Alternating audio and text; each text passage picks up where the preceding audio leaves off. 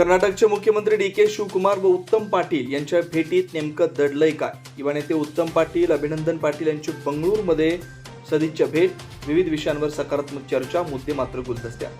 कर्नाटकचे मुख्यमंत्री डी.के. शिवकुमार यांची बोरगावचे युवा नेते उत्तम पाटील आणि अरिहंत उद्योग समाजचे प्रमुख अभिनंदन पाटील यांनी सोमवारी बंगळुरू येथील त्यांच्या निवासस्थानी सदिच्छा भेट घेतली.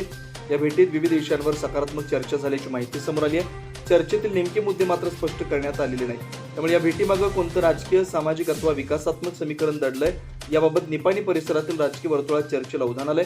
मुख्यमंत्री शिवकुमार आणि उत्तम पाटील यांच्यातील ही भेट केवळ सदिच्छा भेट होती की भविष्यातील एखाद्या महत्त्वाच्या राजकीय किंवा विकासात्मक घडामोडीची नांदी आहे याकडे अनेकांचं लक्ष लागलंय.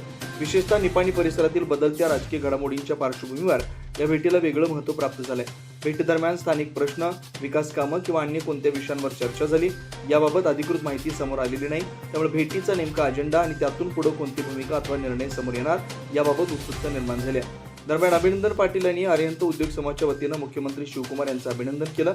या संवादामुळे भविष्यात विविध विकासात्मक प्रश्नांना चालना मिळण्याची शक्यता व्यक्त होते. या भेटीनंतर पुढे काय हा प्रश्न सध्या निपाणी परिसरातील राजकीय चर्चेच्या केंद्रस्थानी आलाय. भेटीतील मुद्दे आणि त्यामागील दिशा स्पष्ट झाल्यानंतरच या संवादाचे राजकीय व विकासात्मक परिणाम समोर येतील. त्यामुळे या भेटीतील भविष्यात कोणते नवीन समीकरण आकाराला येतं याकडे राजकीय वर्तुळाचं लक्ष लागलंय. बोरगावहून प्रतिनिधी अजित कांबळे.